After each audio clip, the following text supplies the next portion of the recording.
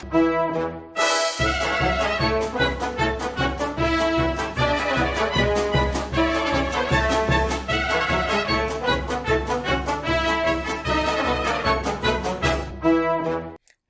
and welcome to Mr. East's Classroom. I'm Mr. East. Today's video we're going to be covering Christopher Columbus and the beginning of the Euro-American perspective. So basically the beginning of U.S. history for this course. This is episode 1 for the class, and it's going to be the beginning of sort of serious content delivery. So what does that mean? Well, that means note-taking. If you look at the class website on Schoology and you find the class backbone, which hopefully by now we've discussed in class, you can pop that open as a beginner guide for note-taking, but however you want to begin note-taking, this is where we start. So let's buckle up and let's get started. So today we're going to be starting with where we began in our intro video, and that's the beginning of the first half of the American story, or of American history. And as we'll recall, we're going to begin our story with Christopher Columbus. Christopher Columbus. Why are we starting with him? Well, that's because Columbus is the beginning of the European perspective in the Western Hemisphere, and from within that perspective is going to come a set of people and traditions that will make and shape American history, or at least the American nation.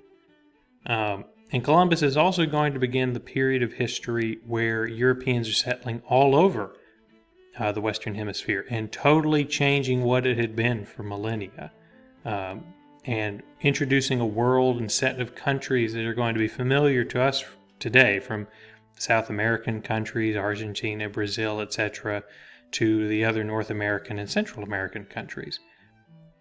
Also, he's going to, not intentionally necessarily, but he's part of a movement of exploration and the expansion of trade that is going to define not only the Atlantic world, but really change international, across the globe relations.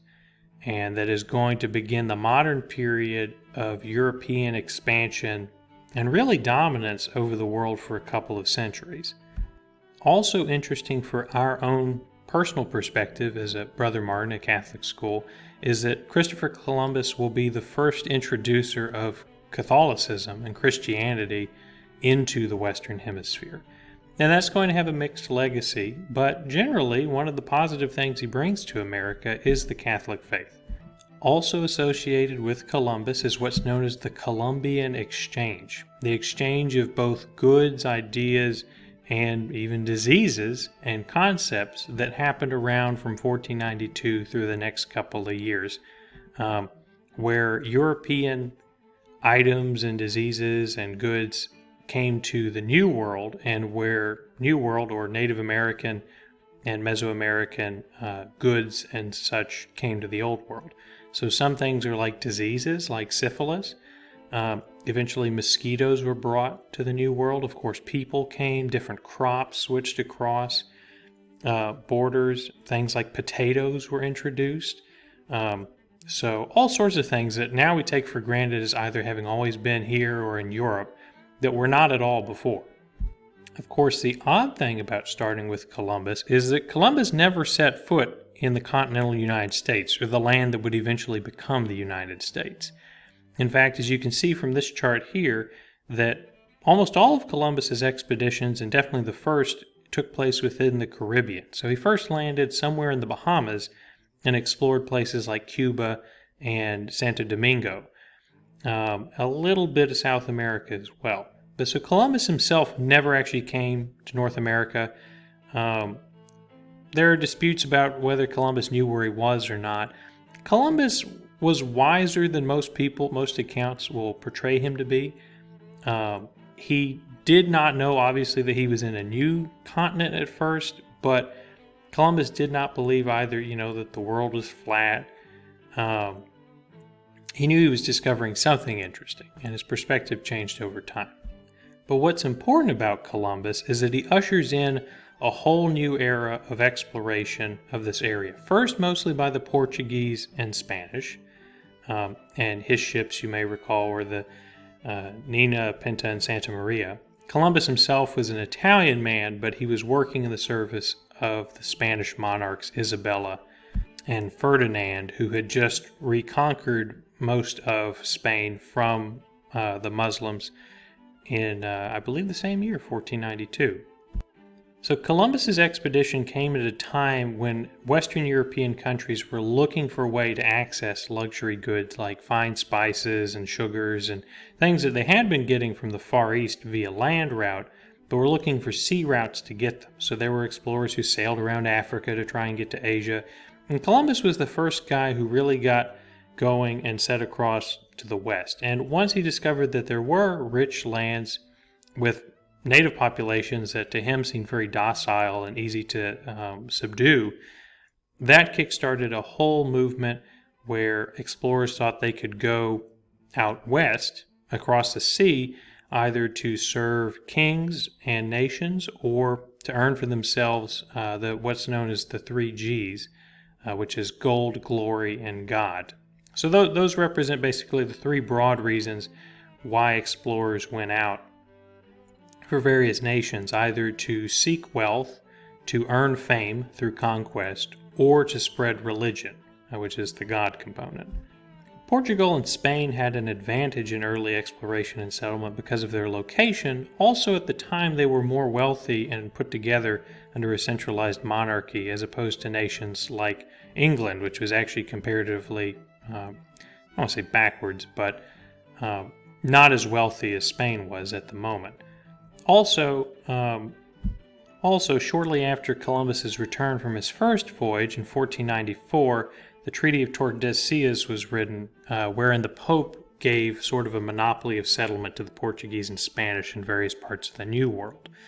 Later, that decision would hold a lot less weight over time, especially for nations after the Protestant Reformation who weren't listening to the Pope anyways.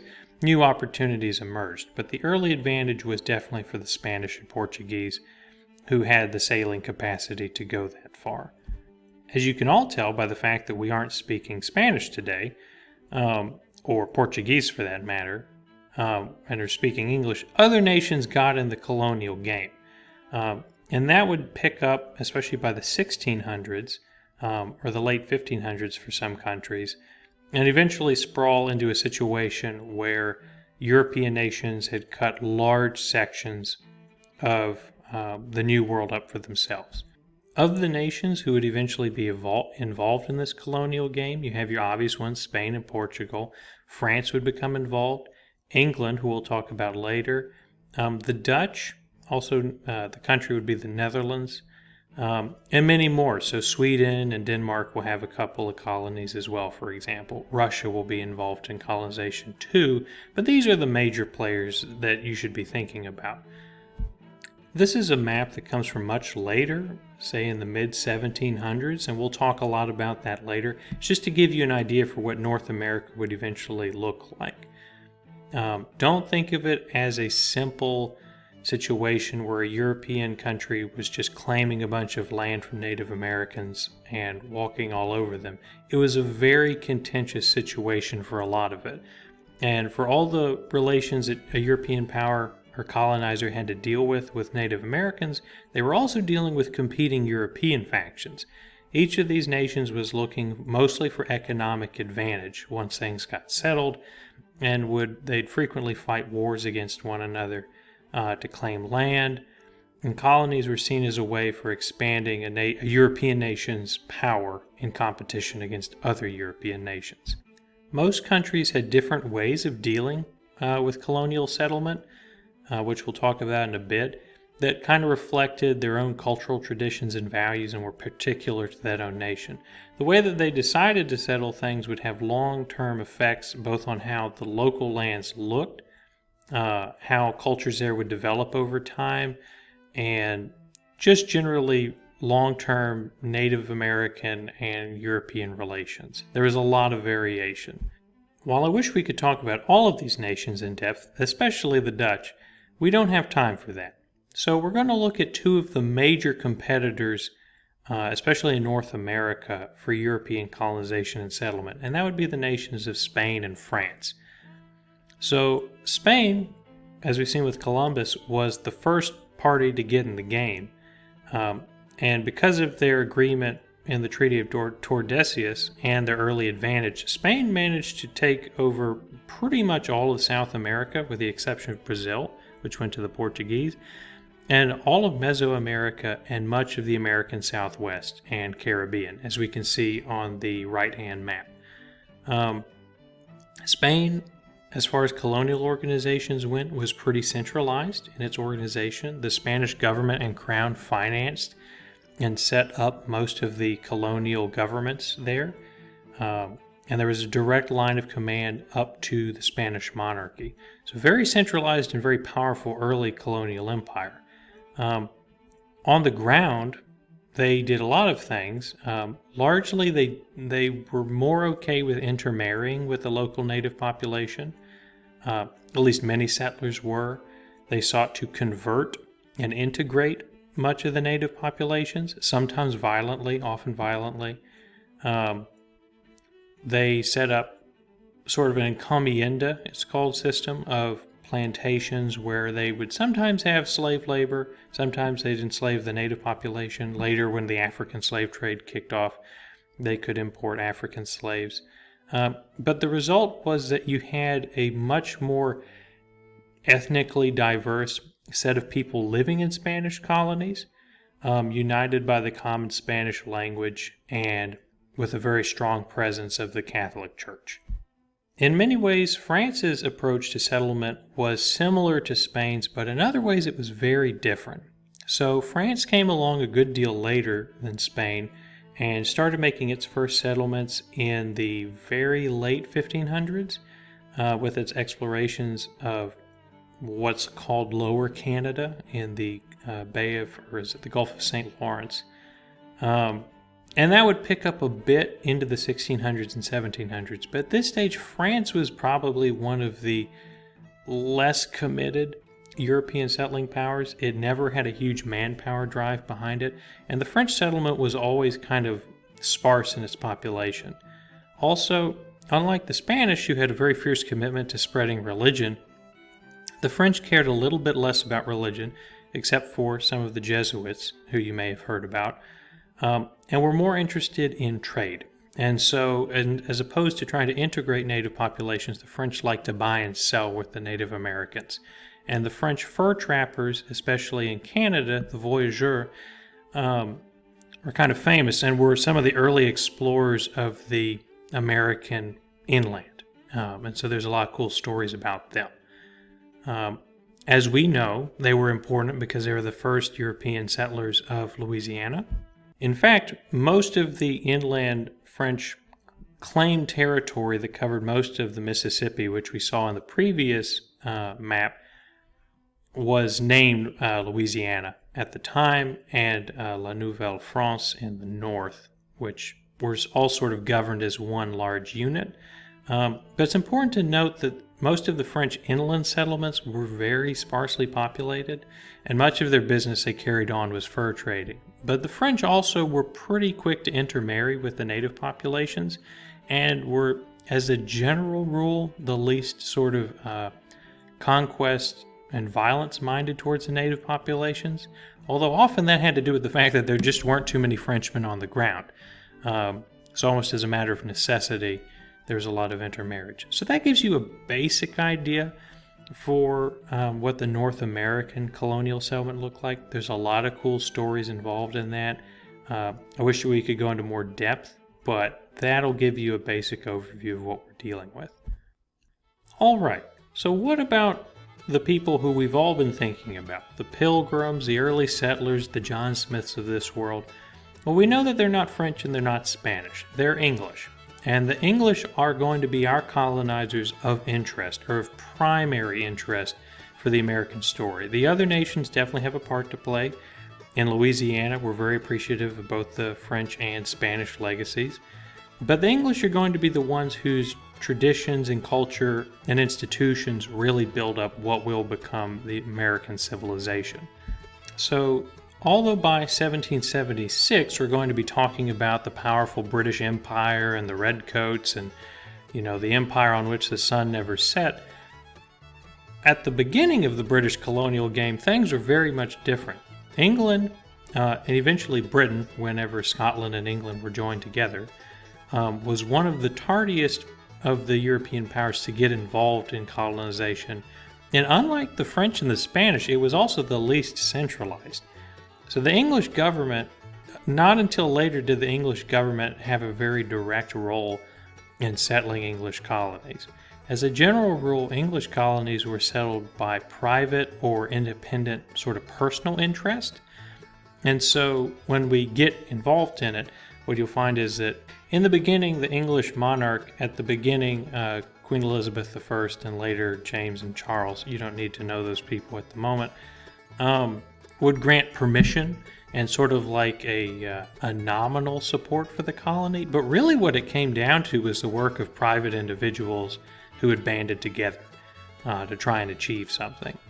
And so early on, they're going to be, especially what will be the 13 colonies, poorer as a general rule, more delicate, definitely getting by with less formal support. Obviously, that's going to change in the long run. But it might surprise you to know that the English sort of experiment early on was kind of a strapped-together thing. And so that's why when we hear the original founding stories of American colonies, whether it be the Massachusetts event or the Jamestown experiment in Virginia, we're going to be talking about, at first, relatively small groups of people. I mean, just look at this picture, right? This is a picture of the Mayflower, or a painting interpretation of the Mayflower landing at Plymouth Rock. We're talking about a group, a colony that is comparatively very small. The Spanish colonies by this point in history have, massive war galleons transporting mountains of gold to and from the New World. But England has at this point a relatively small naval presence. And the English settlers were really taking a very large personal risk going. And they went for various reasons we'll talk about next time, or next episode. But as a general rule, let's have an idea for what English settlers were looking for whenever they went out to sell a colony. There were a number of reasons. Some were motivated by the chance of economic gain. Jamestown will be a notable example of that. Others were motivated mostly by religious principle, which we'll see in Massachusetts. As time goes on, England will have a vested interest in colonial expansion and getting rid of sort of some riffraff and the poor underclass in England and shipping them overseas. And so that's one sort of a push factor that will bring settlers to the New World. But the general takeaway is that whenever the English settled a colony, it was for, at least in the 1600s and 1700s, it was usually by private initiative. The exception to this rule was the Caribbean colonies of the British, things like the Bahamas and Barbados, which were very rich sugar-growing colonies, where most of the early English colonial interest from the home country perspective was centered.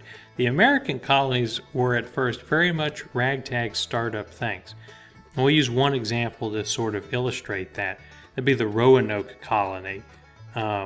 That was located off the coast of Virginia, that took place in the late 1500s, in the 1590s or so.